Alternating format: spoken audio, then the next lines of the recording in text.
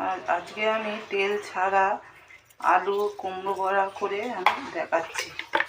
এই দেখুন আলু একটু সামান্য নুন দিয়ে ভালো করে মিশিয়ে নিতে হবে। এইটা দেখুন, এইটা আধ ঘন্টা যে মাখিয়ে রেখেছিলাম, এরকম করে আপনি চেপে চেপে এগুলো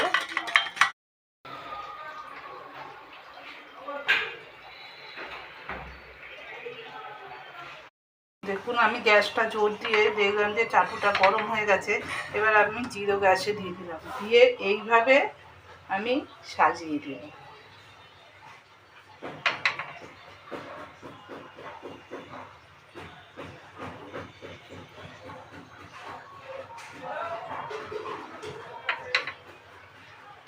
আমি কিন্তু তেল দেব না। দেখুন, এইভাবে আমি সব আবার কোট করে নিলাম এরকম বেসন থেকে দিয়ে। এভাবে আমি সব মিনিট পর এবার আমি এইগুলো আস্তে আস্তে এরকম উল্টে দিতে হবে। যে সিদ্ধ হয়নি না, সিদ্ধ হয়ে গেছে। দেখুন দেখুন কি সুন্দর হয়ে গেল। এই যে এই জিনিসগুলো, এগুলো কি সুন্দর সিদ্ধ হয়ে গেছে।